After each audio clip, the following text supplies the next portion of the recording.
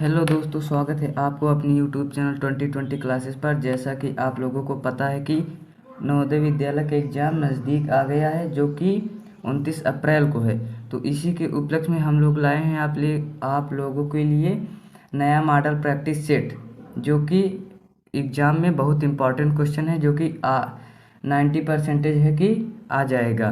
तो चलिए चलते हैं, हम इस क्वेश्चन को हल करते हैं।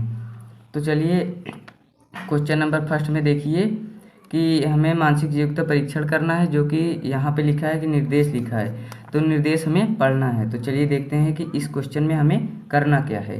तो देखिए लिखा है कि प्रश्न संख्या 1 से 4 में प्रत्येक प्रश्न में 4 चित्र A, B और C और D दर्शाए गए हैं। इन 4 चित्रों में से 3 चित्र किसी विधि से एक समान है, जबकि एक चित्र अन्य से भिन्न है। अन्य से भिन्न चित्र का चयन करें, अपने उत्तर को काला करें।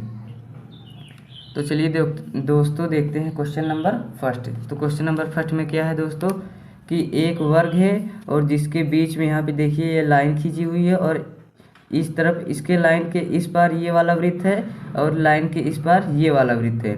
और दूसरे में भी ऐसा है, देखिए एक वर्ग बना हुआ है और एक बीच से लाइन खींची हुई है, और जो कि इस पार ये वृत्त है और इस पार ये वृत्त है। और ऑप्शन नंबर सी में देखिए कि एक आयत बना हुआ, जो कि यहाँ पे लाइन खींची हुई है और यहाँ पे वृत्त है, और ये लाइन इस पार वृत्त है। और जो कि ऑप्शन नंबर डी में देखिए दोस्तों कि एक वर्ग है जिसके बीच में एक लाइन खींची हुई है और जिसके एक ही तरफ दोनों गोले हैं, और बाकी सब ऑप्शन में अलग अलग तरफ गोले हैं। तो ऑप्शन नंबर डी आपका बिल्कुल राइट होगा, क्योंकि इसमें लाइन के एक ही पार दोनों गोले हैं। तो चलिए चलते हैं अपने क्वेश्चन नंबर 2 में। तो दोस्तों क्वेश्चन नंबर 2 देखिए, 2 में दिया है कि एक वर्ग के अंदर 2 लाइन हैं जो कि समांतर हैं और सीधी हैं। और दूसरे में देखिए दूसरे में भी ऑप्शन में 2 लाइनें हैं जो कि सीधी हैं, और ऑप्शन सी में देखिए 2 लाइनें जो कि टेढ़ी हैं, जो कि समांतर नहीं है।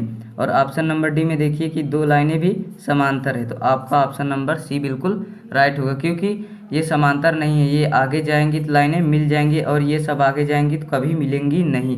तो चलिए चलते हैं अपने क्वेश्चन नंबर तीसरे पर। तो दोस्तों क्वेश्चन नंबर तीसरा देखिए, तीसरे में दिया है कि एक ऐसा चतुर्भुज मतलब षष्ठभुज है जो कि आकृति ऐसी बनी हुई है। तो ऐसी आकृति देखिए इसमें बनी है। तो ऑप्शन नंबर बी में देखिए, ऑप्शन नंबर बी आप लोग सीधा करेंगे तो ऐसी आकृति बन जाएगी, जो कि ऑप्शन नंबर फर्स्ट के तरीके बन जाएगी। सीधा करेंगे तो यहाँ पे लाएंगे तब। तो ऑप्शन नंबर सी में देखिए, ऑप्शन नंबर सी में देखिए कि ऑप्शन नंबर सी भी ऐसी तरह बन जाएगी आकृति, जो कि ऐसा रहेगा, यहाँ पर ऐसा हो जाएगा, जो कि ऑप्शन नंबर सी भी बन जाएगा। और ऑप्शन नंबर डी इसका राइट आंसर हो, क्योंकि इसमें बनेगा तो उल्टी आकृति बनेगी। सब में देखिए ये वाली आकृति जो कि सीधी करने पर ऐसी बन जाएगी, और इसमें भी ऐसी बन जाएगी, और इसमें भी ये बना हुआ है तो इसमें ऐसी आकृति बनेगी जो कि उल्टा है। तो आपका ऑप्शन नंबर डी बिल्कुल राइट हो जाएगा। तो चलिए चलते हैं अपने क्वेश्चन नंबर 4 में। तो क्वेश्चन नंबर 4 देखिए दोस्तों, तो क्वेश्चन नंबर 4 में दिया गया है कि एक वर्ग के अंदर एक वृत्त है जो कि जिसके बीच में से एक लाइन गई, जो कि बराबर भागों में बांट दे रही है। और ऑप्शन नंबर बी भी देखिए कि इसमें भी एक लाइन गई है जो कि इस वृत्त को बराबर भागों में बांट रही है। और ऑप्शन सी में देखिए कि एक लाइन गई है जो कि वृत्त को बराबर भाग में नहीं बांट रही है। तो ऑप्शन नंबर डी में देखिए इसमें भी एक वृत्त है जो कि एक लाइन गई है और दोनों वृत्त को बराबर भागों में बांट दे रही है। तो आपका ऑप्शन नंबर सी बिल्कुल राइट होगा, क्योंकि ये वृत्त बराबर भागों में नहीं बट रहा है। तो आपका 4 का ऑप्शन नंबर सी बिल्कुल राइट ऑप्शन होगा। तो चलिए चलते हैं अपने क्वेश्चन नंबर 5 पर। तो दोस्तों क्वेश्चन नंबर 5 में देखिए कि दिया गया है हमें निर्देश। तो चलिए इस निर्देश को पढ़ते हैं। लिखा है कि प्रश्न संख्या 5 से 8 में प्रत्येक प्रश्न में 2 प्रश्न चित्र के 2 सेट दिए गए हैं। दूसरे सेट में एक प्रश्न चिन्ह है। प्रथम सेट के 2 प्रश्न चिन्हों में एक निश्चित संबंध है। इसी तरह का संबंध दूसरे सेट के तीसरे तथा चौथे प्रश्न चित्र में भी होना आवश्यक है। उत्तर चित्र से उस उत्तर का चयन करें जो प्रश्न चिन्ह को प्रतिस्थापित करेगा। अपने उत्तर को OMR शीट में उत्तर पत्रिका में प्रश्न के संगत संख्या के सामने वाले वृत्त को काला करें। मतलब दोस्तों हमें इसमें ये बताना है कि इसमें अगला पद कौन सा आएगा। तो चलिए देखते हैं क्वेश्चन नंबर 5 में। तो देखिए दोस्तों, क्वेश्चन नंबर 5 में दिया गया है कि एक त्रिभुज है जिसके अंदर एक वृत्त है। जी देखिए, ये वृत्त है और ये इसके ऊपर एक त्रिभुज बना हुआ है जो कि वृत्त अंदर है और इसमें एक तीर है। और दूसरे ऑप्शन में देखिए दूसरा उल्टा हो जा रहा है, दूसरे में देखिए त्रिभुज उल्टा हो गया और तीसरे में देखिए वही त्रिभुज है, तो इसमें चौथे में भी उल्टा हो जाएगा। तो कैसी आकृति बनेगी आपकी? ऐसी आकृति बनेगी। तो ऐसी आकृति कहाँ पर बन रही है? आपका ऑप्शन नंबर सी बिल्कुल राइट होगा, चाहे आप सी लगाएं चाहे डी लगाएं, क्योंकि दोनों ऑप्शन सेम सेम दे दिया गया है। तो आपका एग्जाम में ऐसे सेम सेम नहीं आएगा। तो चलिए चलते हैं अपने क्वेश्चन नंबर 6 में। तो क्वेश्चन नंबर 6 में देखिए कि एक त्रिभुज है जिसके अंदर एक आयत है और जो कि जिसमें दो वृत्त हैं, और दूसरे में देखिए कि ये आयत बाहर चला गया जो कि ये बन गया, और इसमें देखिए कि एक आयत है जो कि ये बाहर गया और त्रिभुज अंदर आया, तो इसकी दो भुजाएं बढ़ जा रही, तो पांच पंचभुज हो गया, 5 त्रिभुज। और इसमें देखिए दूसरे में कि दो वृत्त हैं, पहले में, दूसरे में 3 वृत्त हो गए, मतलब एक वृत्त बढ़ गए। तो अब इसमें क्या होगा? 4 वृत्त हो जाएंगे, जो कि अंदर 4 वृत्त रहेंगे। तो आपका 4 वृत्त कौन सा हो जाएगा? आपका ऑप्शन नंबर सी हो जाएगा। क्योंकि देखिए लास्ट वाले में इसमें देखिए कि इसमें 5 भुजा थी तो बाहर निकल के 3 भुजा हो गया था, तो इसमें भी ऐसा हो जाएगा। 6 भुजा थी तो बाहर निकल के 5 हो जाएगा। तो आपका ऑप्शन नंबर बी बिल्कुल राइट होगा। तो चलिए चलते हैं अपने क्वेश्चन नंबर 7 में। तो क्वेश्चन नंबर 7 का देखिए दोस्तों, ये आकृति आपकी दी गई है, तो 7 नंबर का आपका होगा ऑप्शन नंबर ए। आप कमेंट करके दीजिए कि आपका आंसर सही है कि नहीं। तो क्वेश्चन नंबर 7 का ऑप्शन ए बिल्कुल राइट ऑप्शन होगा।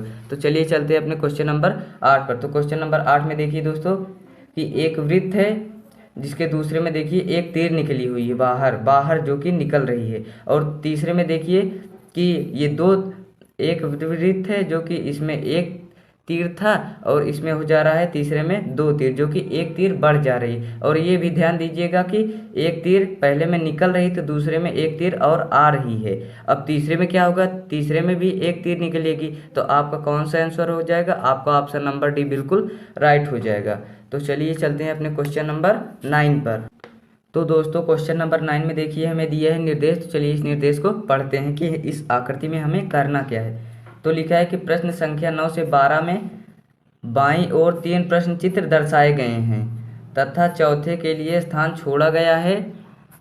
प्रश्न चिन्ह श्रेणी क्रम में है। श्रेणी क्रम को पूरा करने के लिए दाईं ओर उपलब्ध उत्तर चित्रों में से एक चित्र का चयन करें जिससे प्रश्न चित्र के खाली स्थान में प्रतिस्थापित किया जा सके। अपने उत्तर को दर्शाने के लिए OMR उत्तर पत्रिका में प्रश्न के संगत संख्या के सामने वाले वृत्त को काला करें। मतलब दोस्तों हमें इसमें ये बताना है कि ये आपको श्रेणी क्रम में दिया है आकृति, तो इसका अगला पद कौन सा आएगा। तो चलिए देखते हैं क्वेश्चन नंबर 9 का अगला पद कौन सा आता है। तो देखिए दोस्तों क्वेश्चन नंबर 9 का हो जाएगा आपका ऑप्शन नंबर सी बिल्कुल राइट होगा। तो इसका आप लोग कमेंट में दीजिए आपका आंसर सही है या नहीं। तो चलिए चलते हैं अपने क्वेश्चन नंबर 10 में। तो दोस्तों क्वेश्चन नंबर 10 में देखिए हमें क्या करना है कि ये देखिए आकृति दी गई है जो कि त्रिभुज है। तो त्रिभुज दूसरे में देखिए कि त्रिभुज अंदर चला गया है, जो कि त्रिभुज कितने भुजाओं से मिलकर बनता है? तो त्रिभुज 3 भुजाओं से मिलकर बनता है। तो इसका अगला पद दिया गया है हमें कि ये इसके ऊपर 4 भुजा वाली आकृति आ जा रही है और त्रिभुज अंदर हो जा रहा है। तो ऐसे इसमें भी होगा कि ये 5 भुजा है तो 5 भुजा वाली आकृति अंदर चली जाएगी, ऐसे बन जाएगी, और जिसके ऊपर एक षष्ठभुज वाली आकृति आ जाएगी जिसके ऊपर 6 भुजा होगा। तो 6 भुजा कैसे होगा? 1 2 3 4 5 और 6। तो आपका ऑप्शन नंबर बी बिल्कुल राइट ऑप्शन होगा। तो चलिए चलते हैं अपने क्वेश्चन नंबर 11 पर। तो क्वेश्चन नंबर 11 देखिए दोस्तों, क्वेश्चन नंबर 11 में दिया है हमें कि एक ऐसी आकृति बनी हुई है जिसके बीच में एक स्टार बना हुआ है, और दूसरे में देखिए ये आकृति ऐसे घूमकर इस तरह ऐसे बन जा रही है और स्टार गायब हो जा रहा है। तो ऐसे इसमें भी होगा, इस आकृति में भी ऐसा होगा। तो इस आकृति में कैसा होगा? ऐसे हो जाएगा, ये वाली आकृति नीचे चली जाएगी जो कि ऐसी बन जाएगी और स्टार गायब हो जाएगा। तो आपका ऑप्शन नंबर ए बिल्कुल राइट ऑप्शन होगा। तो चलिए चलते हैं अपने क्वेश्चन नंबर 12 पर।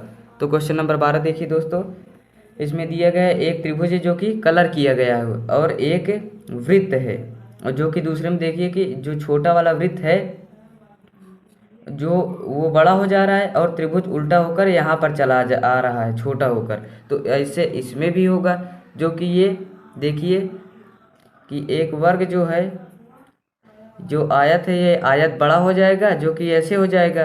तो ये वाली आकृति छोटी होकर यहाँ पर आ जाएगी जो कि यहाँ पर। तो आपका ऑप्शन नंबर सी बिल्कुल राइट ऑप्शन होगा। तो चलिए चलते हैं अपने क्वेश्चन नंबर 13 पर, अगले क्वेश्चन पर।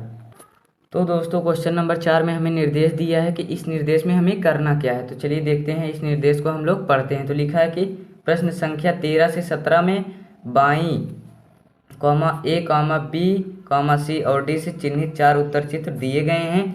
उत्तर चित्रों से प्रश्न चित्र के समरूप चित्र को चुनें तथा अपने उत्तर के लिए OMR उत्तर पत्रिका में प्रश्न के संगत संख्या के सामने वाले वृत्त को काला करें। मतलब हमें इस आकृति में क्या करना है कि समान आकृति ढूंढना है, मतलब सेम सेम।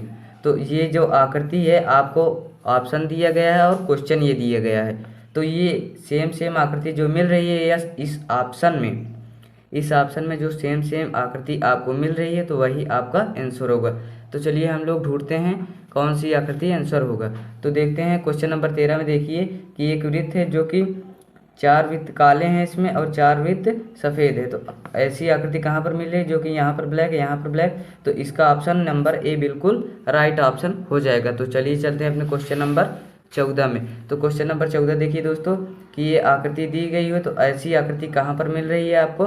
तो ऐसी आकृति आपको मिल रही है ऑप्शन नंबर सी में। तो आपका ऑप्शन नंबर सी बिल्कुल राइट ऑप्शन हो जाएगा। तो चलिए चलते हैं अपने क्वेश्चन नंबर 15 में। तो क्वेश्चन नंबर 15 देखिए दोस्तों कि इस आकृति में देखिए ये त्रिभुज है, ये ऐसी आकृति बनी है। तो ऐसी आकृति आपको कहाँ मिल रहा है दोस्तों, तो ऐसी आकृति आपका ऑप्शन नंबर सी बिल्कुल राइट ऑप्शन होगा। तो चलिए चलते हैं अपने क्वेश्चन नंबर 16 पर। तो क्वेश्चन नंबर 16 में देखिए एक अंगूर का गुच्छा है जो कि जिसमें ऐसी आकृति कहाँ आपको मिल रही है, जो कि ये है, जो कि यहाँ पर देखिए सीधी चली आ रही है ये।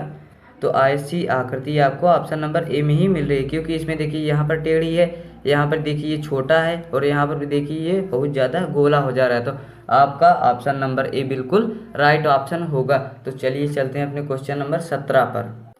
तो दोस्तों क्वेश्चन नंबर 17 देखिए, 17 में दिया गया है निर्देश। तो हम चलिए इस निर्देश को हम लोग पढ़ लेते हैं। लिखा है कि प्रश्न संख्या 17 से 20 में बाईं ओर प्रश्न चित्र दिया गया है जिसका एक भाग लुप्त दर्शाया गया है, और दाईं ओर दिए गए चित्र ए, बी, सी और डी पर गौर करें तथा उस चित्र का पता लगाएं जिसको बिना दिशा परिवर्तन के प्रश्न चिन्ह के पैटर्न को पूरा करने के लिए प्रश्न चित्र के लुप्त भाग में बिठाया जा सके।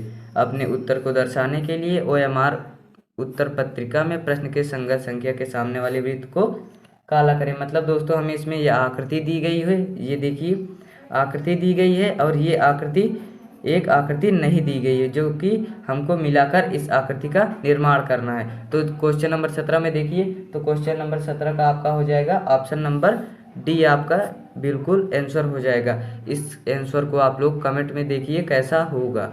तो चलिए चलते हैं हम लोग क्वेश्चन नंबर 18 पर। तो क्वेश्चन नंबर 18 देखिए दोस्तों, इसमें ये वाला स्थान छोड़ा गया है, तो ये वाला स्थान में कौन सी आकृति बनेगी। तो देखिए इसमें ये ऐसी आकृति जा रही है जो कि एक चतुर्भुज बनना चाहिए, तो ऐसी यहाँ पर बनेगी।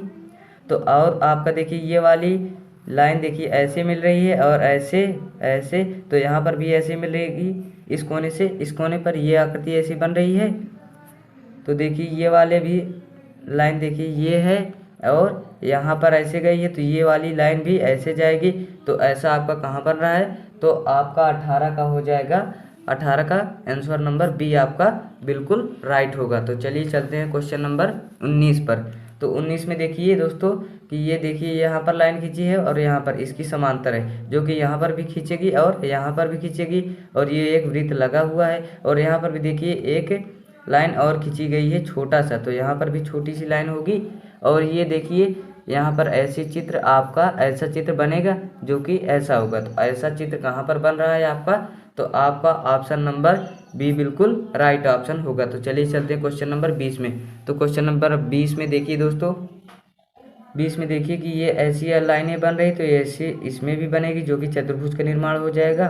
तो ऐसी लाइनें देखिए जो कि यहाँ पर मिल रही है, और यहाँ पर भी ऐसी सीधी जाएगी, और यहाँ पर देखिए कि ऐसी लाइनों का निर्माण हो रहा है, तो यहाँ पर भी ऐसी लाइनें हो जाएंगी।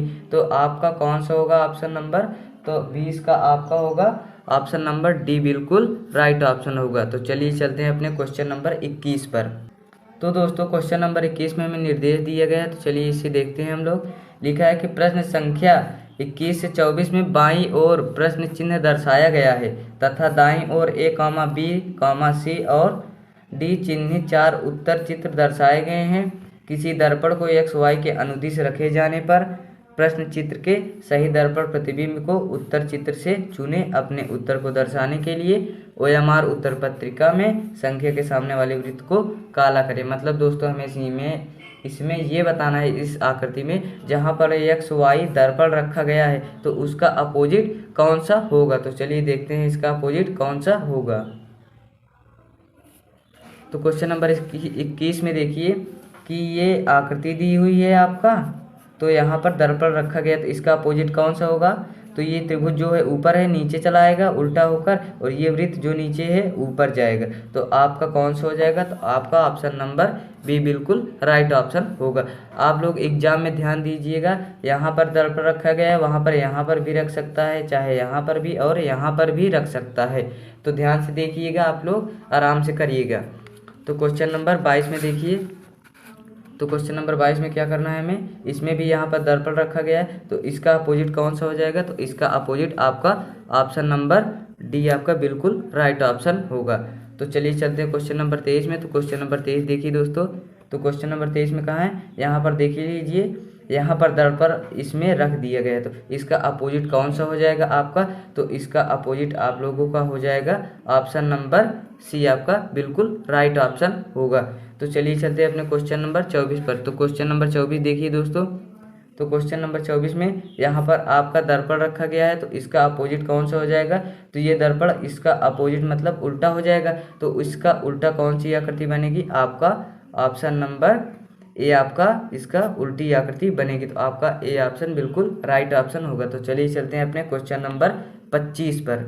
तो दोस्तों क्वेश्चन नंबर 25 में हमें निर्देश दिया गया है, तो चलिए इसे पढ़ लेते हैं। लिखा है कि प्रश्न संख्या 25 से 28 में प्रश्न चित्र के रूप में ज्यामितीय चित्र त्रिभुज, वर्ग, समाचार या एक भाग को बाईं ओर दर्शाया गया है तथा दाईं ओर दूसरे भाग को उत्तर चित्र के रूप में A, B, C और D से दर्शाया गया है।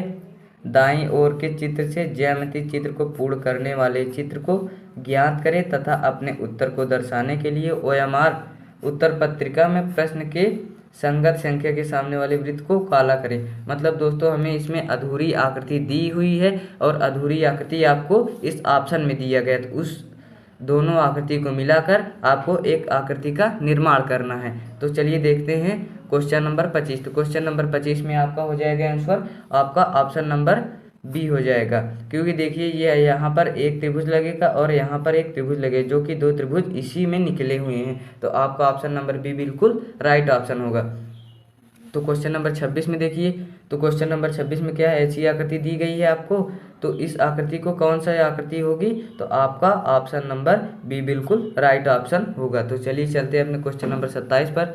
तो क्वेश्चन नंबर 27 देखिए, क्वेश्चन नंबर 27 में आपका हो जाएगा ऑप्शन नंबर सी आपका बिल्कुल राइट ऑप्शन हो, क्योंकि इसमें देखिए यहाँ पर ये वाली आकृति ऐसी बनेगी जो कि ऐसा, तो ऐसी आकृति आपकी कहाँ रहेगी, तो ऐसी आकृति आपका ऑप्शन नंबर सी बिल्कुल राइट ऑप्शन हो जाएगा।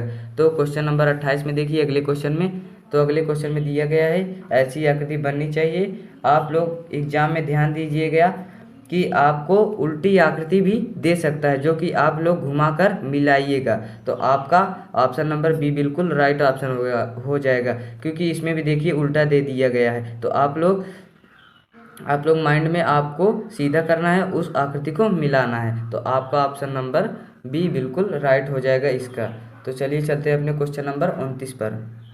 तो दोस्तों क्वेश्चन नंबर 29 में हमें निर्देश दिया गया है, तो चलिए इस निर्देश को हम लोग पढ़ते हैं। तो लिखा है कि प्रश्न संख्या 29 से 32 में बाईं ओर एक प्रश्न चित्र दिया गया है तथा दाईं ओर A, B, C और D से चिन्हित 4 उत्तर चित्र दर्शाए गए हैं।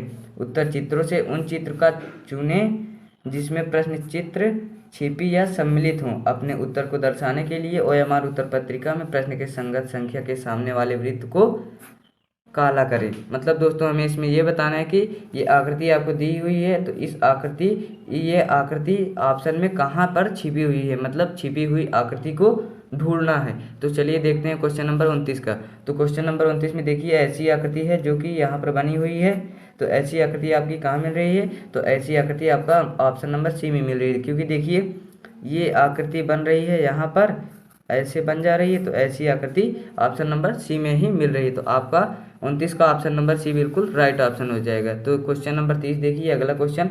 इसमें देखिए ये एम लिखा है जो कि ऐसा बना हुआ है। तो एम कहाँ पर मिल रहा है दोस्तों, तो एम आपको मिल रहा है ऑप्शन नंबर ए में। देखिए कि ये देखिए यहाँ पर ध्यान दीजिएगा आप लोग एग्जाम में, क्योंकि उल्टा सीधा भी दे सकता है आप लोगों को, तो चारों तरफ देखकर ही मिलान कीजिएगा। तो क्वेश्चन नंबर 30 का आपका ऑप्शन नंबर ए बिल्कुल राइट ऑप्शन हो जाएगा। तो चलिए क्वेश्चन नंबर 31 देखते हैं। तो क्वेश्चन नंबर 31 में देखिए ये आकृति कहाँ पर है, ऐसी होनी चाहिए। तो ऐसी आकृति आप लोगों को कहाँ मिल रही है, तो ऐसी आकृति आप लोगों को मिल रही है ऑप्शन नंबर डी में। क्योंकि देखिए इसमें ये देखिए यहाँ पर है ऐसी आकृति और ये मिल रही है ये ऐसी। तो आपका ऑप्शन नंबर डी बिल्कुल राइट ऑप्शन हो जाएगा। तो चलिए क्वेश्चन नंबर 32 में देखते हैं। तो क्वेश्चन नंबर 32 में दिया गया है ऐसी आकृति कहाँ पर बन रही है, जो कि ऐसी आकृति है। तो ऐसी आकृति आपका ऑप्शन नंबर ए में बन रही है। देखिए क्योंकि यहाँ पर देखिए ये और ऐसे देखिए ये बन जा रही है, तो आपका 32 का ऑप्शन नंबर ए बिल्कुल राइट ऑप्शन हो जाएगा। तो चलिए चलते हैं अपने क्वेश्चन नंबर 33 पर। तो दोस्तों क्वेश्चन नंबर 33 में हमें निर्देश दे दिया गया है। तो चलिए इस निर्देश को हम लोग पढ़ते हैं। तो दिया गया है कि लिखा है कि संख्या 33 से 36 में बाईं ओर एक प्रश्न से चिन्हित 4 उत्तर चित्र दर्शाए गए हैं। चित्र दिया गया है तथा दाईं ओर A, B, C और D चित्र से उस चित्र का चयन करें जिसे प्रश्न चित्र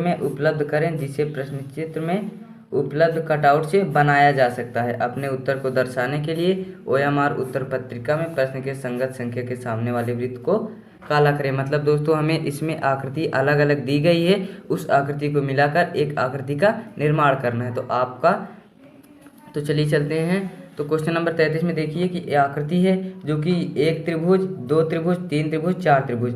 तो ऐसी आकृति ढूंढिए जो कि इस चार त्रिभुज को मिलाने पर बनती है। तो इसका आकृति हो जाएगा आपका ऑप्शन नंबर ए बिल्कुल राइट ऑप्शन होगा। क्योंकि देखिए इसमें भी ये देखिए एक त्रिभुज, दो त्रिभुज, तीन त्रिभुज, चार त्रिभुज।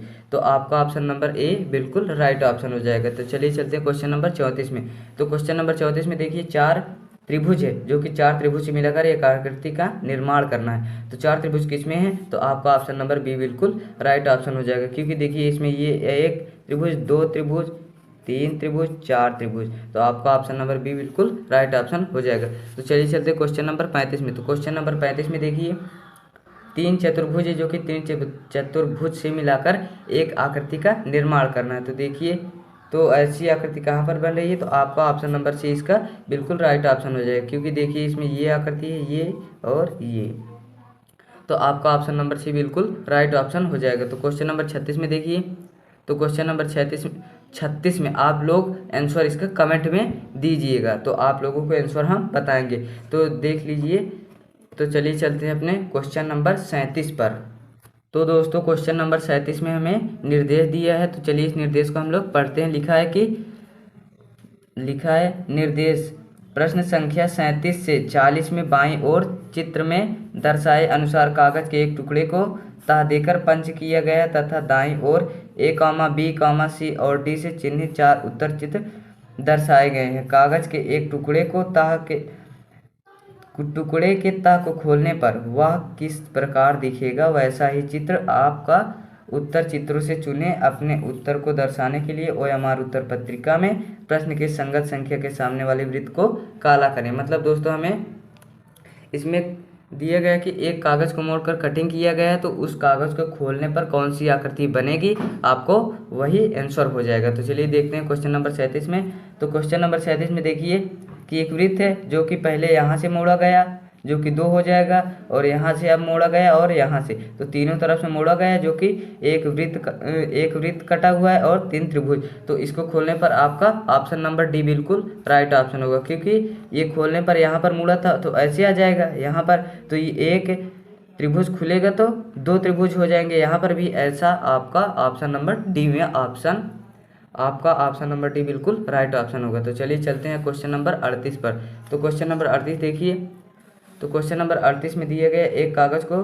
4 बार मोड़ा गया है, जो कि एक वृत्त कटिंग किया गया है, एक वृत्त काटा गया है, तो एक वृत्त से कौन सा हो जाएगा, आपका ऑप्शन नंबर बी बिल्कुल राइट ऑप्शन हो जाएगा, क्योंकि ये 4 बार खोलने पर 4 वृत्त बन जाएंगे, तो आपका ऑप्शन नंबर बी बिल्कुल राइट ऑप्शन हो जाएगा। तो चलिए चलते हैं क्वेश्चन नंबर 39 पर। तो क्वेश्चन नंबर 39 देखिए दोस्तों, इस आयत को मोड़ा गया है, जो कि इस तरह मोड़ा गया, तो इसको काटने पर आपका कौन सा आंसर हो जाएगा, तो इसको काटने पर आपका ऑप्शन नंबर बी बिल्कुल राइट ऑप्शन हो जाएगा। तो आप लोग काट कर भी देख लीजिएगा, तो और ज़्यादा आप लोगों को समझ में आएगा। तो चलिए चलते हैं क्वेश्चन नंबर 40 पर।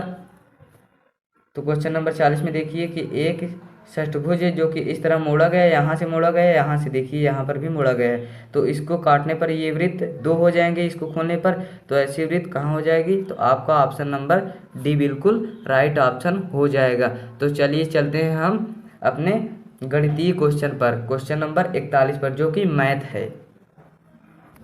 तो देखिए दोस्तों, क्वेश्चन नंबर 41 में हमारा मैथ आ गया है। तो चलिए अब मैथ के क्वेश्चन हल करते हैं। देखिए इसमें निर्देश में क्या दिया गया है, तो लिखा है कि प्रश्न के लिए 4 संभावित उत्तर हैं, जिन्हें ए, बी, सी और डी क्रम में दिया गया है।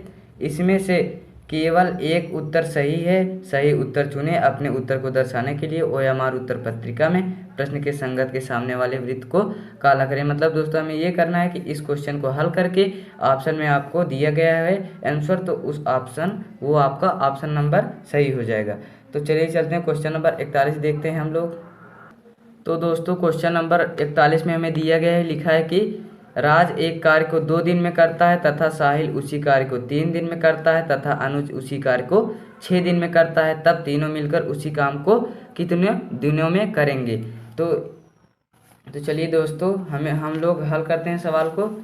तो देखिए इसमें हम निकाल लेते हैं कि इस क्वेश्चन में क्या दिया गया है कि एक कार्य को 2 दिन में करता है, मतलब हम एक कार्य को 1 दिन में निकाल लेते हैं। तो 1 दिन में कितना कार्य करता है, राज 1/2 कार्य करता है। और दूसरे में देखिए कि साहिल उसी कार्य का, इसका भी 1 दिन का हम निकाल लेते हैं, 1/3 हो जाएगा। तो इसका अनुज का भी निकालेंगे तो आपका 1/6 हो जाएगा, क्योंकि देखिए सबको मिला कर दिया है ना, सबको मिलाकर हमें करना है। तो इसका हम लोग नीचे का लासा लेंगे, तो इसका लासा आपका क्या आ जाएगा, तो इन तीनों का लासा आ जाएगा आपका 6 लासा आएगा। तो 2 3 6, 3 1 कम 3 प्लस हो जाएगा 3 दूनी 6, 2 का इसमें गुणा हो जाएगा 2 प्लस, तो ये 6 का एक बार भाग देंगे आप लोग, तो 6 कम 6 1 1 के 1 हो जाएगा। तो आपका 3 2 5 1 6 हो जाएगा, 6/6। तो इसको आप लोग हल करेंगे, तो इसको हल करने पर क्या आएगा आपका आंसर, आपका एक आंसर आ जाएगा। तो आपका कौन सा हो जाएगा, तो आपका ऑप्शन नंबर ए बिल्कुल राइट ऑप्शन हो जाएगा। तो चलिए चलते हैं अपने क्वेश्चन नंबर 42 पर।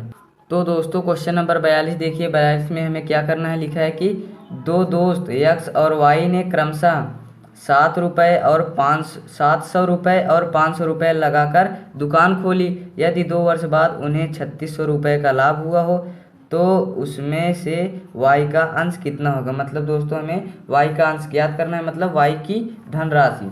तो देखिए इसमें क्या करना है हमें, तो इसमें करना क्या है, इसको इन दोनों को अनुपात में हम बांट देते हैं, 700 और 500 को। तो 700 अनुपात 500 हो जाएगा। तो अनुपात में हम जानते हैं कि अनुपात में हमेशा x मान लिया जाता है, तो x मान लीजिए। तो 2 वर्ष बाद उन्हें कितने का लाभ हुआ, 3600 का लाभ हुआ ना, तो 3600 का लाभ हुआ। तो दोनों को जोड़ने पर कितना हो जा रहा है, तो 1200 रुपये राशि हो जा रही है, तो 1200x हो जाएगा। तो उन्हें कितने का लाभ हुआ, तो उन्हें बराबर पर 3600 का लाभ हुआ।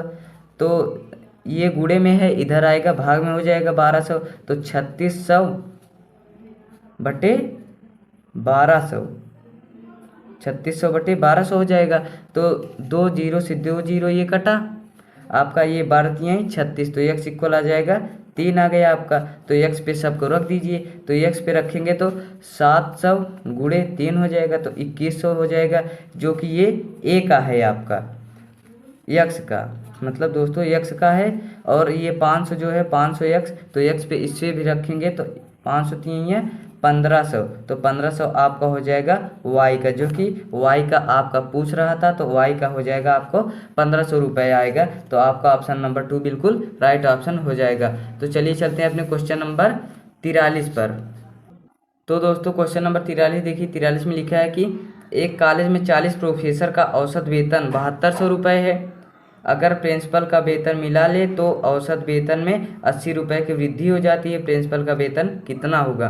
मतलब दोस्तों इसमें प्रिंसिपल का वेतन पूछ रहा है, तो चलिए हम लोग निकालते हैं। तो पहले हम लोग इसका निकाल लेते हैं, पहले प्रोफेसर का औसतन निकाल लेते हैं। तो लिखा है कि 40 प्रोफेसर हैं और औसत वेतन कितना है, तो 7200 का। तो हम जानते हैं कि औसत इक्वल कुल संख्याओं का योग बटा कुल संख्या, कुल योग बटे कुल संख्या। तो देखिए, तो 40 प्रोफेसर हैं, तो 40 गुणे 7200 हो जाएगा आपका। तो 40 गुणे 7200, तो इसको हल करने पर क्या आ जाएगा, 4 दूनी 8, 4 सते 28, मतलब इतना आ जाएगा 2,88,000 आपका हो जाएगा प्रिंसिपल का। अब देखिए इसमें क्या आ जा रहा है, देखिए इसमें लिखा है कि अगर प्रिंसिपल का वेतन मिला दो, मतलब प्रिंसिपल भी इसमें आ जा रही है, तो 40 + 1 हो जाएगा, जो कि प्रिंसिपल है, तो 41 लोग हो जाएंगे। और इसमें देखिए कि 80 रुपये की वृद्धि हो जा रही है 7200 में, तो 7200 80 हो जाएगा इसका। तो आप लोग इसे हल करेंगे, जब 41 से गुणा करेंगे तो कितना आ जाएगा आप लोगों का, 1 0 में 0, 1 0 8, 1 2 के 2 1 7, इतना आ जाएगा 4 और 32।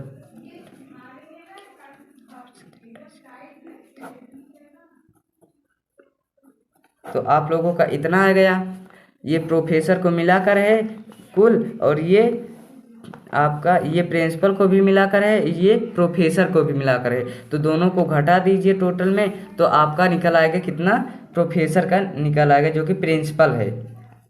तो इसको घटाने पर क्या आएगा आपका, तो इसको घटाने पर आपका आ जाएगा, देखिए हम घटाते हैं, 0 में से 0 गए 0, 8 आ जाएगा इसमें, ये 4 आ जाएगा, 8 में से 8 गया 0, 9 में से 8 गए 1, 9 में से 8 गया 1, और 2 में से 2 गए 0, मतलब अंक के आगे 0 का मान नहीं है, तो आपका यही आंसर आ जाएगा।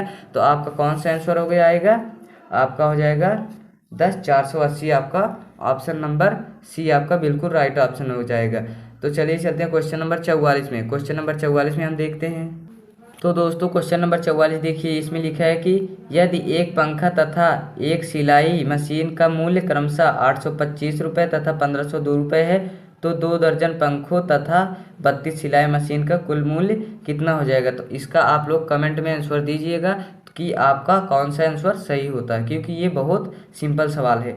तो इसे आप लोग करके कमेंट में आंसर दीजिएगा।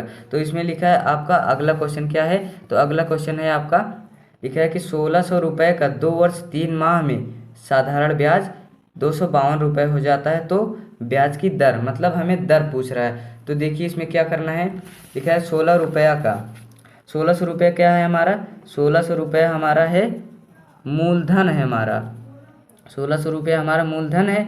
और 2 वर्ष 3 माह क्या है हमारा, समय कितना है, 2 वर्ष 3 माह, तो दोनों को जोड़ेंगे तो 3 माह को हम वर्ष में बदलेंगे तो 12 से भाग देना पड़ता है, तो 3 से 4 में भाग देंगे तो 4, 3 चौके 12, 4 दूनी 8, 1 9/4 आ जाएगा आपका समय। तो अब क्या मिल रहा है, देखिए इसमें क्वेश्चन में कि लिखा है कि साधारण ब्याज 252 रुपये है, मतलब साधारण ब्याज हमें दिया है, साधारण ब्याज हमें दिया है कितना, 252 रुपये। तो आप लोग फार्मूला जानते हैं कि साधारण ब्याज बराबर मूलधन गुणे दर गुणे समय बटे 100 होता है। तो इसी पे आप लोग रख दीजिए। तो लिखा है साधारण ब्याज क्या है, 252 है, और मूलधन क्या है हमारा, मूलधन हमारा 1600 रुपये है, मूलधन हमारा 1600 रुपये है, और दर हमें ज्ञात करना है, तो दर ऐसे लिख लेते हैं हम लोग। समय कितना है, समय 9/4 है, और बटे 100 है यहाँ पर, तो 2 जीरो से 20 जीरो यहाँ पर काटा, और 4 चौक 16, और देखिए इसमें भी काटेंगे, 4 छंग 24, 4 तियाई 12 और 9 सत्ते 63। तो आपका आ गया दर 7%। दर हमेशा ध्यान दीजिएगा, दर हमेशा परसेंटेज में आता है, तो 7% आपका आंसर हो जाएगा। तो आपका ऑप्शन नंबर 2 बिल्कुल राइट ऑप्शन हो जाएगा। तो चलिए चलते हैं अपने क्वेश्चन नंबर 46 पर। तो दोस्तों क्वेश्चन नंबर 46 देखिए, 46 में हमें क्या करना है, लिखा है कि रहमान ने 9,000 रुपये मूल्य का कागज़ खरीदा और उसने 3,000 रुपये परिवहन तथा 3,000 रुपये मजदूरी पर खर्च कर दिया। उसने उस कागज़ को 4500 रुपये नोटबुक बनाया और उन्हें 4 रुपये प्रति नोटबुक के हिसाब से बेच दिया। उससे कुल कितने प्रतिशत लाभ हुआ। मतलब दोस्तों हमें प्रतिशत लाभ ज्ञात करना है। तो चलिए देखते हैं हम लोग। रहमान ने कितने रुपए कागज़ खरीदा, रहमान ने 9,000 रुपये का कागज़ खरीदा और देखिए इसमें लिखा है कि 3,000 रुपये परिवहन और 3,000 रुपये मजदूरी भी दी है, जो कि इसमें ही जुड़ेगा। तो उसका खर्च कितना हो रहा है पूरा देखिए, तो 9 3 12 3 15, 15,000 मतलब उसका क्रय मूल्य हो गया। क्रय मूल्य मतलब 15,000 रुपये उसका कुल खरीदने में लगा, तो ये हमारा क्रय मूल्य हो गया। अब देखते हैं, लिखा है कि उस कागज़ से 4500 नोटबुक बनवाया और उन्हें 4 रुपये प्रति नोटबुक के हिसाब से बेच दिया। मतलब एक नोटबुक मतलब 4 रुपये प्रति नोटबुक की दर से ना, तो मतलब एक नोटबुक 4 रुपये का बेच रहा है वो, तो 4500 नोटबुक कितने का बेचेगा वो, इसका गुणा होगा, इसका भाग होता है। तो इसका गुणा करने पर आप लोगों का आएगा 18,000 आ जाएगा आप लोगों का। तो ये हमारा क्या हो गया, ये विक्रय मूल्य हो गया। तो विक्रय मूल्य हो गया क्योंकि देखिए इसमें ये 15,000 का खरीदा, 18,000 के बेच दिए। लाभ कितने का हो रहा है, इसको दोनों पर घटाने पर आपका आ जाएगा 3,000 लाभ हो रहा है। तो लाभ परसेंटेज हमें पूछ रहा है, तो लाभ परसेंटेज का आप फार्मूला जानते ही हैं, लाभ गुणे 100 बटे क्रय मूल्य लाभ प्रतिशत बराबर। तो इसी फार्मूले पर आप लोग लगा दीजिए। लाभ हमारा कितने का हो रहा है, 3,000 का गुणे 100 बटे क्रय मूल्य कितना है हमारा, क्रय मूल्य हमारा 15,000 था, जो कि 15,000 में खरीदा था। तो 15,000 लिख दीजिए। तो 3 जीरो से यहाँ पर कटा, 3 पच्चे 15, 5 दूनी 10, मतलब 20% आपका लाभ आ गया, जो कि ऑप्शन नंबर 4 आपका 46 का हो जाएगा। तो चलिए चलते हैं अपने क्वेश्चन नंबर 47 पर। तो दोस्तों क्वेश्चन नंबर 47 देखिए, 47 में हमें क्या दिया गया है कि A, B और C तीनों दोस्त ने 18,000 रुपये आपस में बांटने का निर्णय लिया, जो वे क्रमशः 12:15:13 के अनुपात में बांटेंगे। B और C के हिस्से में अंतर क्या है। मतलब दोस्तों B और C का अंतर क्या है, हमें ये बताना है।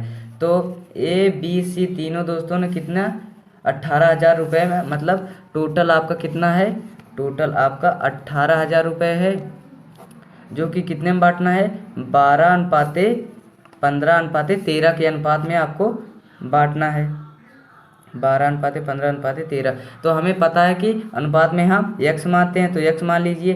तो तीनों को जोड़ने पर कितना हो रही है, तो 12 15 13 को जोड़ने पर कितना हुआ, 12 15 13, 5 3 8 2 10 और ये 40 हो गया आपका।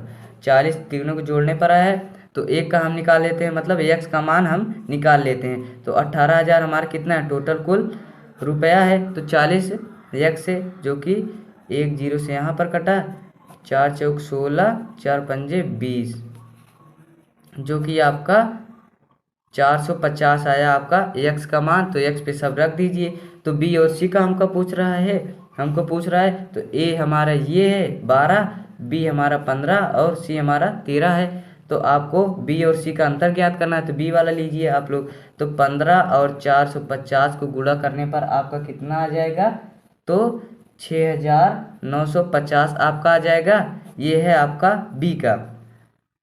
अब C का निकाल लीजिए। C का 13 और 450 का गुणा करने पर कितना आएगा आप लोगों का, तो ये 5,850 आ जाएगा। ये है C का। तो B और C का अंतर हमें ज्ञात करना है। तो B का कितना है 6,950, C का 5,850 है, इतना है। तो आप लोग इसका अंतर हो जाएगा 1100। B और C का अंतर आप लोगों का 1100 आ जाएगा। तो आपका ऑप्शन नंबर डी आंसर सही हो जाएगा, क्योंकि इसमें से कोई नहीं दिया गया। मतलब ऑप्शन में देखिए 1100 नहीं है, तो इसमें से कोई नहीं होगा। तो आपका 47 का ऑप्शन नंबर डी बिल्कुल राइट होगा। तो क्वेश्चन नंबर 48 देखिए अगला क्वेश्चन। तो लिखा है कि एक व्यक्ति ने एक साइकिल 935 रुपये में 10% लाभ पर बेची, उसने वह साइकिल कितने रुपए में खरीदी थी। मतलब दोस्तों ये इसमें क्रय मूल्य पूछ रहा है, तो इसमें ये आंसर आप लोग कमेंट कीजिए कि ये, क्योंकि बहुत सिंपल क्वेश्चन है तो आप लोग ये कर लेंगे, हमको विश्वास है। तो 48 का आप लोग कमेंट में बताइए। तो चलिए चलते हैं अपने क्वेश्चन नंबर 49 पर। तो दोस्तों क्वेश्चन नंबर 49 देखिए। क्वेश्चन नंबर 49 में लिखा है कि 22 जवान को किसी कैंप का एक भाग बनाने में 32 दिन लगते हैं, उसी काम को पूरा करने में 16 जवान को कितने दिन लगेंगे। तो इसका आप लोगों का गुणा हो जाएगा, जो कि कितने हैं, 22 जवान हैं और 32 दिन लगते हैं, तो 16 जवान में कितने दिन लगेंगे। तो ये 16 दूनी 32, 22 दूनी 44, तो आपका 44 दिन लगेगा। तो 49 का आपका ऑप्शन नंबर ए बिल्कुल राइट ऑप्शन हो जाएगा। तो चलिए चलते हैं अपने क्वेश्चन नंबर 50 पर।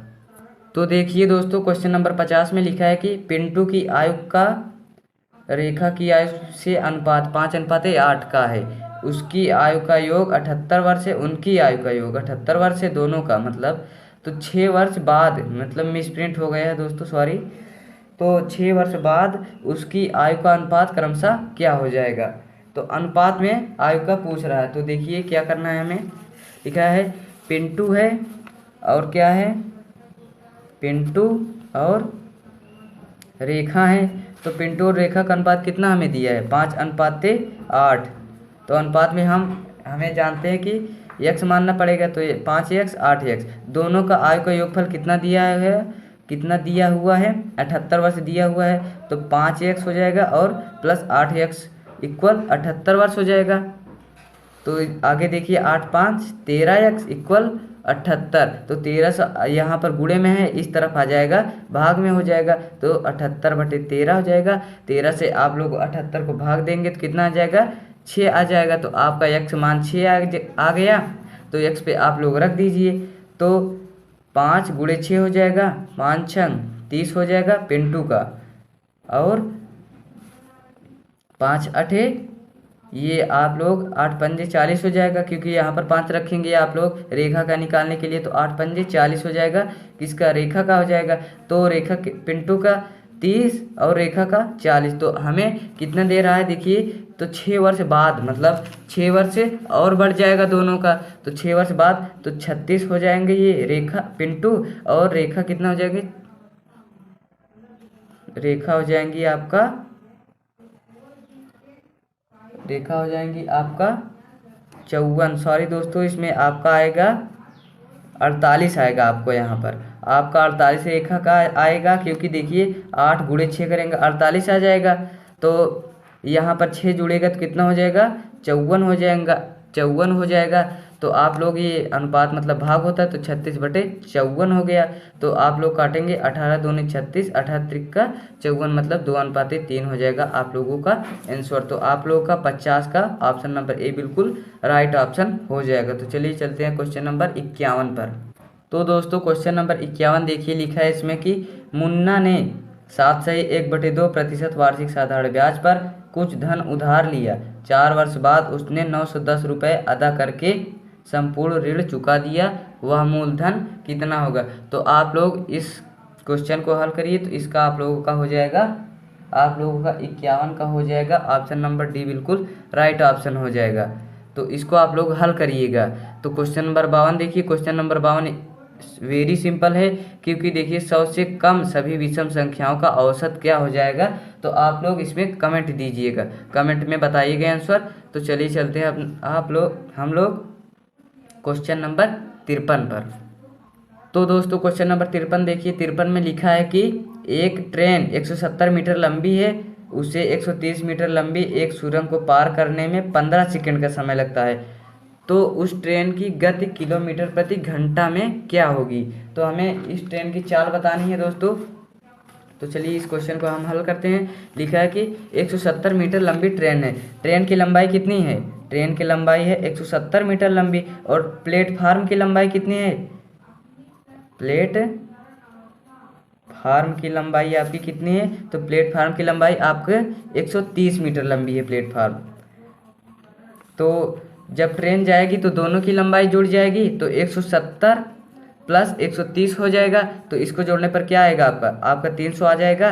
300 मीटर कुल लंबाई आ गई, मतलब कुल दूरी हो गई। दूरी भी लंबाई में ही होती है।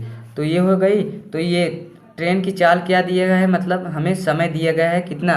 15 सेकंड का समय लगता है। तो समय हमें पता है कितना? समय हमें पता है 15 सेकंड पता है। तो हम लोगों को चाल पूछ रही थी ना, तो चाल बराबर दूरी बटे समय होता है। चाल बराबर दूरी बटे समय होता है। तो चाल हमें नहीं पता है। दूरी हमें क्या है? दूरी हमारी है 300 मीटर, और समय हमारा है कितना? 15 सेकंड। तो इसे हल करने पर आपका आ जाएगा, चाल आपकी आएगी 20 सेकंड आ जाएगा। 20 मीटर पर सेकंड चाल आ जाएगी। तो हमें किलोमीटर प्रति घंटा में पूछ रहा है। तो किलोमीटर प्रति घंटा में बदलने के लिए किससे गुणा किया जाता है दोस्तों?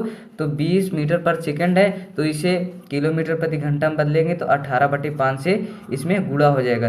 तो 5 चौक 20, 18 चौक 72, 72 किलोमीटर प्रति घंटा में अब आ गया। तो आपका 72 आपका बिल्कुल राइट ऑप्शन हो जाएगा, क्योंकि देखिए इसमें आपका 53 का ऑप्शन नंबर 2 बिल्कुल राइट ऑप्शन है। तो चलिए चलते हैं अपने क्वेश्चन नंबर 54 पर। तो दोस्तों क्वेश्चन नंबर 54 देखिए, लिखा है कि किसी संख्या के 40% का 16% 8 है, तो वह संख्या क्या होगी? तो चलिए देखते हैं। तो लिखा है कि किसी संख्या के 40% का 16% क्या होगा? तो देखिए दोस्तों, माना संख्या यक्स, हमें क्योंकि संख्या नहीं पता है, माना संख्या यक्स मान लीजिए। तो इसका क्या कह रहा है कि किसी संख्या का, तो यक्स का 40% हो जाएगा। तो परसेंटेज हटता है तो इसके नीचे 100 लग जाता है। का मतलब हमारा गुणा होगा। तो 16% है, तो 16% हटेगा तो नीचे 100 हो जाएगा। तो कितना है हमारा? 8 आ रहा है हल करने पर। तो वह संख्या कौन सी होगी? तो चलिए हम हल करते हैं। तो 8 दूनी 16 हो जाएगा आपका। तो 1 0 से 1 0 यहाँ पर कटा, आपका ये 25 आ जाएगा इसको भाग देने पर। ये 2 पंजे 10, मतलब 25 पंजे 125 हो जाएगा। तो आपका यक्स घटे 125, तो यक्स इक्वल क्या आ जाएगा आपका? 125 आंसर बिल्कुल राइट आपका होगा। तो 125 मतलब क्वेश्चन नंबर 54 का आपका ऑप्शन नंबर 3 बिल्कुल राइट होगा। तो देखते हैं क्वेश्चन नंबर 55 देखिए। 55 में दिया गया है कि 14.94 भागे 2 इक्वल क्वेश्चन मार्क गुणे 3/18। तो इसको हम लोग हल करते हैं। लिखा है 14.94 भागे 2 इक्वल, आप लोग ध्यान दीजिएगा क्वेश्चन मार्क के स्थान पर x भी मान सकते हैं। तो x गुणे 3/18 हो जाएगा। तो इसका भाग देंगे 3 से 18 में, 3 छंग 18। तो आपका 1494 है 0.94 ये भाग में है, तो इसका बटा हो जाएगा 2। तो ये 2 अंक के बाद दशमलव है, तो नीचे 2 0 बढ़ जाएगा। तो x यहाँ पर है, तो x गुणे 1 करेंगे तो x आ जाएगा। तो नीचे 6 है आप लोगों का, तो यहाँ पर 6 लिख लीजिए। तो इसको हल करने पर आपका क्या आ जाएगा? तो इसे काटिए, देखिए इसको भाग करने पर आपका आएगा 2 एकम 2, 2 सते 14, 2 चौक 8, 2 सते 14। तो इसको आप लोग गुणा कीजिए, देखिए 747 गुणे 6, 6 सते 42, 6 चौके 24, 4 28, 6 सते 42, 2 44, मतलब आपका 44/82 आया है। कितना? x इक्वल, तो ये ऊपर जब जाएगा तो 2 0 यहाँ पर है, तो 2 अंक के बाद दशमलव लग जाएगा। तो 44.82 x इक्वल, x का हमारा मान आ गया वह संख्या। तो आपका कौन सा हो जाएगा? तो आपका क्वेश्चन ऑप्शन नंबर 3 बिल्कुल राइट ऑप्शन हो जाएगा। तो क्वेश्चन नंबर 56 देखिए दोस्तों। क्वेश्चन नंबर 56 में क्या लिखा है कि 272 और 6 मतलब 2726.9 भागे 67। ये आप लोग कमेंट में दीजिएगा, क्योंकि बहुत सिंपल क्वेश्चन है। तो चलिए क्वेश्चन नंबर 57 पर। तो दोस्तों क्वेश्चन नंबर 57 देखिए। 57 में लिखा है कि एक विद्यालय में कुल छात्रों की संख्या 2500 है। यदि विद्यालय में 1400 लड़कियां हैं तो उस विद्यालय में लड़कों की संख्या और लड़कियों की संख्या में अनुपात क्या है। मतलब दोस्तों हमें इसमें अनुपात पूछ रहा है, तो इसमें अनुपात क्या हो जाएगा आपका। तो चलिए देखते हैं। लिखा है कि एक विद्यालय में कुल कितने हैं, टोटल मतलब कुल 2500 बच्चे हैं, जिसमें से आपके 1400 लड़कियां हैं। लड़कियां कितनी हैं आपकी, लड़कियां हैं आपकी 1400 हैं। तो लड़कों की संख्या हम लोग याद कर लेते हैं, मतलब टोटल में से लड़कियों की घटा देंगे तो आप लोगों का लड़कों का संख्या निकल आएगा। तो 1400 घटाने पर कितना आ गया आप लोगों का, तो 5 में 4 गने इतना आ गया। तो इतना किसका है, तो आपका 1100 लड़कों का आ गया। तो लड़कों का 1100 आ गया, लड़कियों का 1400 दिया था हमें। तो किसका पूछ रहा है आप लोगों का क्वेश्चन देखिए। क्वेश्चन देखिए पूछ रहा है कि लड़कों और लड़कियों की संख्या में अनुपात। तो लड़कों की संख्या कितनी थी 1100 और लड़कियों की 1400। अनुपात हमें पूछ रहा है तो अनुपात लगा देंगे आप लोगों का बीच में, आप लोगों क्वेश्चन में बीच में लगा देंगे अनुपात। तो 2 जीरो से 2 जीरो कटा, मतलब अनुपात मतलब बटा ही होता है, भाग होता है। तो 11:14 आप लोगों का आंसर आ गया। तो आपका ऑप्शन नंबर ए बिल्कुल राइट ऑप्शन होगा। तो चलिए चलते हैं क्वेश्चन नंबर 58 पर। तो क्वेश्चन नंबर 58 में देखिए दोस्तों, दिया गया है कि कोई संख्या अपने 20% से 80 अधिक है, वह संख्या क्या है। तो ये बड़ी सिंपल क्वेश्चन है, तो इसे आप लोग कमेंट में दीजिएगा इसका आंसर कौन सा आएगा। तो आप लोगों का देखते हैं सही होता है कि नहीं। तो क्वेश्चन नंबर चलते हैं अगले क्वेश्चन पर, क्वेश्चन नंबर 59 पर। तो दोस्तों क्वेश्चन नंबर 59 देखिए। 59 में हमें क्या करना है, लिखा है कि कोई धनराशि 18 वर्ष में 3 गुना हो जाती है, साधारण ब्याज की वार्षिक दर से वह कितने वर्षों में 8 गुना हो जाएगी। तो चलिए क्वेश्चन को हल करते हैं दोस्तों। तो इस क्वेश्चन में क्या कह रहा है, 18 वर्ष में कितना हो जा रहा है 3 गुना।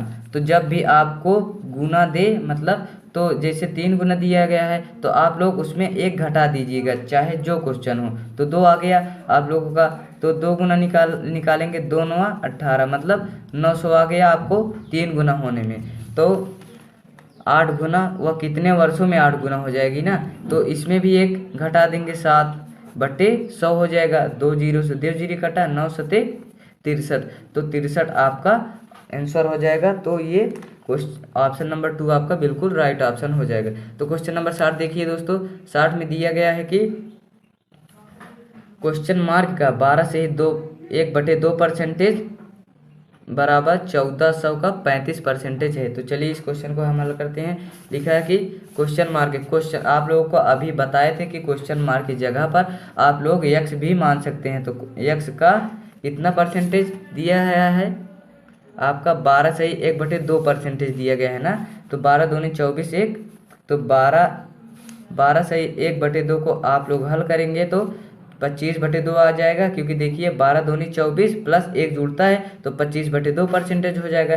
तो x का 25/2%, परसेंटेज जब हटेगा नीचे 100 लग जाएगा, गुणा हो जाएगा। इक्वल कितना दिया है हमें, देखिए इस क्वेश्चन में इक्वल दिया गया है 1400 का 35%। तो 1400 का 35% का मतलब गुणा होता है 35% है, परसेंटेज नीचे हटेगा तो 100 हो जाएगा। इक्वल यहाँ पर जो है, तो इक्वल मतलब होता है भाग, तो ये बराबर पे है तो 100 से 100 कट जाएगा यहाँ पर।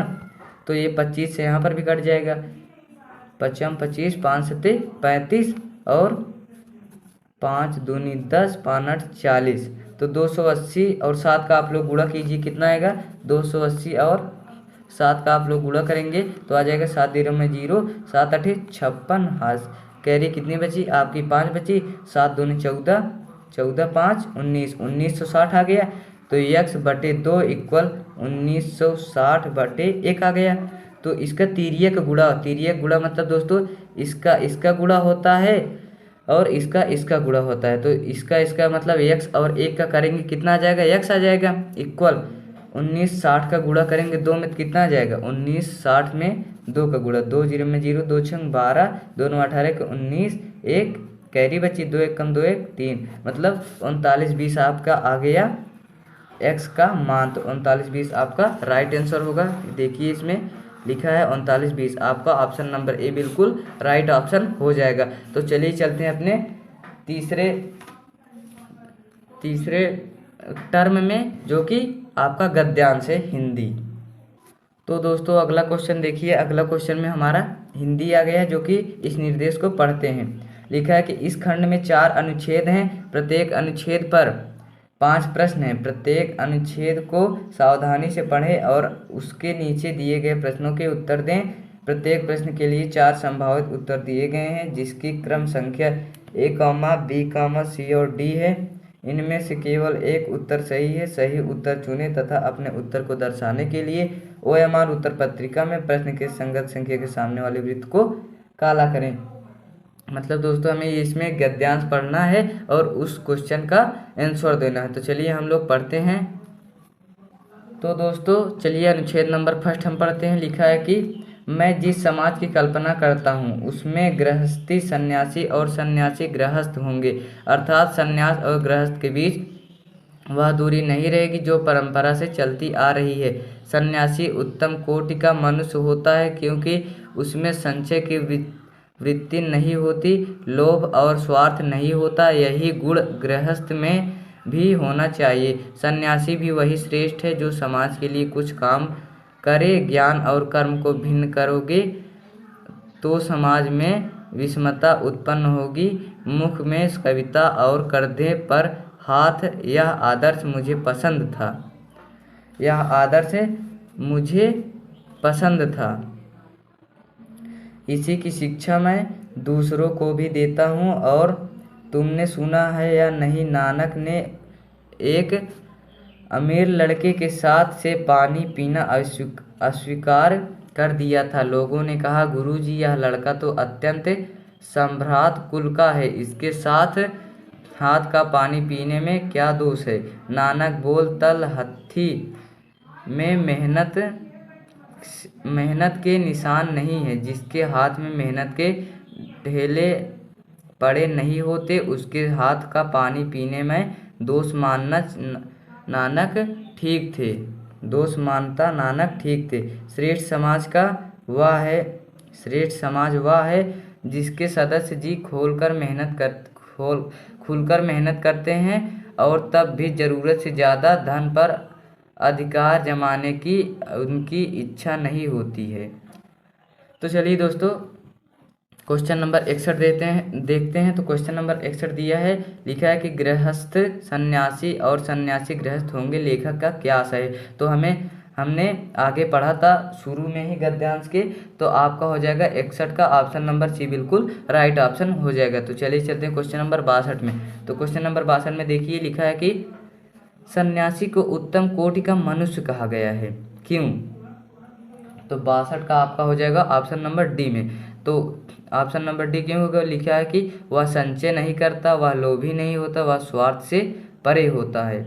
तो आपका ऑप्शन नंबर डी 62 का हो जाएगा बिल्कुल राइट ऑप्शन। तो चलिए चलते हैं क्वेश्चन नंबर 63 में। क्वेश्चन नंबर 63 देखिए दोस्तों, लिखा है कि श्रेष्ठ समाज के क्या लक्षण बताए गए हैं। तो आपका 63 का हो जाएगा ऑप्शन नंबर डी, क्योंकि देखिए जी तोड़ मेहनत भी करनी चाहिए और ज़रूरत से अधिक धन का संचय नहीं करते हैं। तो आपका ऑप्शन नंबर डी बिल्कुल राइट ऑप्शन हो जाएगा। तो क्वेश्चन नंबर 64 का देखिए दोस्तों। तो क्वेश्चन नंबर 64 में देखिए, लिखा है कि नानक ने अमीर लड़के के हाथ से पानी पीना क्यों अस्वीकार किया। तो उसमें क्या था, उसके हाथ मेहनती नहीं दिखते थे। तो आपका 64 का हो जाएगा आपका ऑप्शन नंबर सी बिल्कुल राइट ऑप्शन हो जाएगा। तो चलिए चलते हैं क्वेश्चन नंबर 65 पर। तो 65 नंबर क्वेश्चन देखिए दोस्तों, इसमें लिखा है कि गद्यांश का उपयुक्त शीर्ष, मतलब क्या इससे आप लोगों को शिक्षा क्या मिली है। तो आपका हो जाएगा ऑप्शन नंबर डी कि मेहनती समाज, मतलब मेहनती समाज होना चाहिए। तो चलिए चलते हैं अनुच्छेद नंबर 2 में। तो अनुच्छेद नंबर 2 देखिए, लिखा है कि एक भयानक रात थी। मथुरा के सभी निवासी सुख की नींद सो रहे थे। केवल 2 राजबंदी जाग रहे थे, देवकी और वासुदेव। देवकी मथुरा के राजा कंस की बहन थी, वासुदेव उसके पति और कंस के बहनोई थे।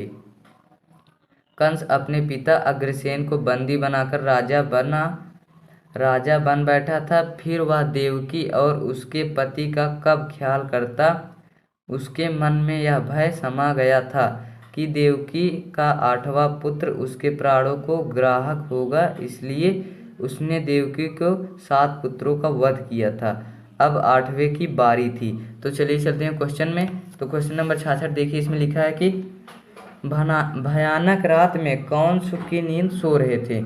तो इसमें क्या हो जाएगा आपका, तो 66 का हो जाएगा आपका ऑप्शन नंबर ए। तो गद्यांश में दिया गया था कि मथुरा के निवासी भयानक रात में सो रहे थे।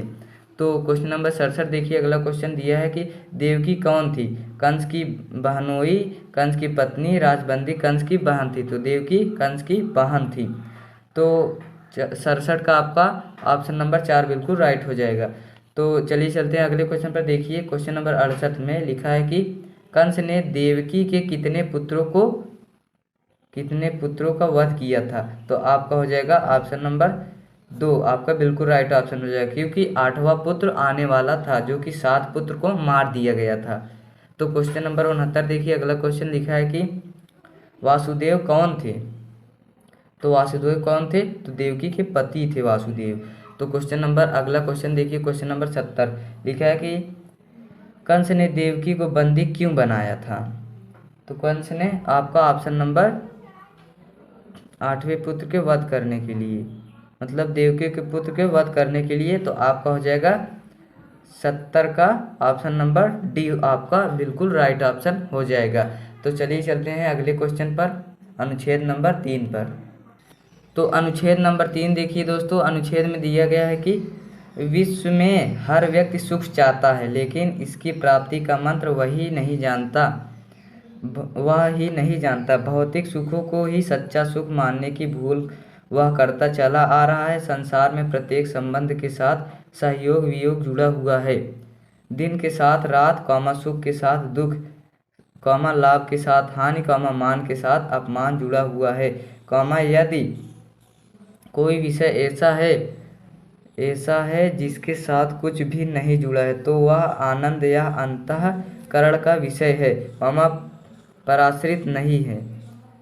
संवेदनशील व्यक्ति ही आनंद की अनुभूति कर सकता है। सुखी होने के लिए दूसरों को सुखी देखकर सुख का अनुभव करना व दुखियों को देखकर करुणा से द्रवित होना आवश्यक है। संवेदन शून्य व्यक्ति कभी सुखी नहीं हो सकते। जो कर्म को कर्तव्य समझकर निष्ठापूर्ण करते हैं, वे ही आनंद की अनुभूति कर लेते हैं।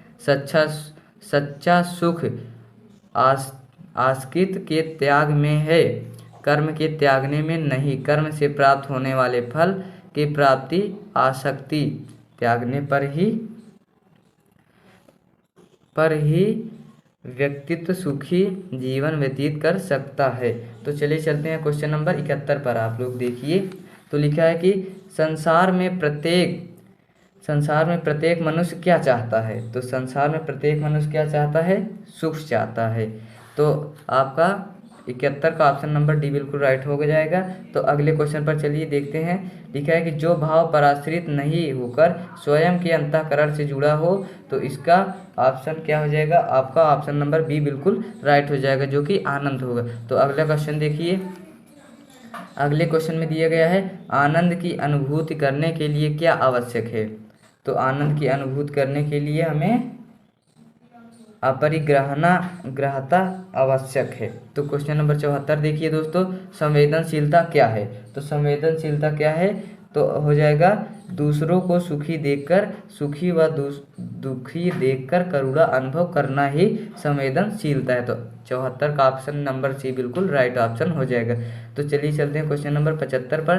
तो क्वेश्चन नंबर 75 देखिए, उपयुक्त में से, तो 75 नंबर देखिए, लिखा है कि सुखी जीवन का मंत्र क्या है। तो आपका हो जाएगा ऑप्शन नंबर डी, क्योंकि सुखी मंत्र का जीवन आसक्ति का त्याग है। तो आप चलिए अनुच्छेद नंबर 4 पर। तो अनुच्छेद नंबर 4 देखिए दोस्तों, लिखा है कि हमारी हिंदी सजीव भाषा है, इसी कारण यह पहले अरबी फारसी आदि के संपर्क में आकर उनके बाद में अंग्रेजी से भी शब्द ग्रहणी करती जा रही है। इसे दोष नहीं, गुण की समझना चाहिए, क्योंकि अपनी इस ग्रहण शक्तियों से हिंदी अपनी वृद्धि कर रही है। हास नहीं। जो जो इसका प्रचार बढ़ेगा तो इसमें नए शब्दों का आगमन होता जाएगा। क्या भाषा का विशुद्धता के किसी भी पक्षपाती में यह शक्ति है कि वह विभिन्न जातियों के पारस्परिक संपर्क को न होने दे या भाषाओं की सम्मिश्रण क्रिया में रुकावट पैदा कर दे। यह कभी संभव नहीं। उपयुक्त प्रक्रिया स्वाभाविक है। हमें तो केवल इस बात का ध्यान रखना चाहिए कि इस सम्मिश्रण के कारण हमारी भाषा अपने स्वरूप को तो नष्ट नहीं कर रही, कहीं अन्य भाषाओं के बेमेल शब्दों के मिश्रण से अपना रूप तो विकृत नहीं कर रही। अभिप्राय यह है कि दूसरी भाषाओं के शुद्ध मुहावरे आदि ग्रहण करने पर भी हिंदी ही बनी रहा है या नहीं, बिगड़कर कहीं वह कुछ और तो नहीं होती जा रही है। तो क्वेश्चन पर चलते हैं दोस्तों। तो क्वेश्चन नंबर 76 में देखिए लिखा है कि इस अवतरण का सर्वाधिक उपयुक्त शीर्षक क्या हो सकता है। तो इस अवतरण का सर्वाधिक उपयुक्त शीर्षक आपका हो जाएगा हिंदी सजीव भाषा। तो चलिए चलते हैं क्वेश्चन नंबर 77 पर। तो क्वेश्चन नंबर 77 देखिए लिखा है कि हिंदी में नए शब्दों को अपनाते समय किस बात को ध्यान में रखना चाहिए। तो आपका हो जाएगा 77 का ऑप्शन नंबर डी आपका बिल्कुल राइट हो जाएगा। मतलब सभी भाषाओं का ज्ञान, मतलब इस जो ऑप्शन है तो लिखा है कि हमारी भाषा इस सम्मिश्रण से अपना स्वतंत्र को नष्ट नहीं कर रही है।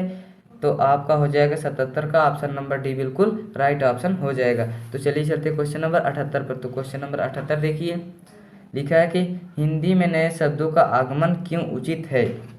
तो हिंदी में नए शब्द का आगमन क्यों उचित है।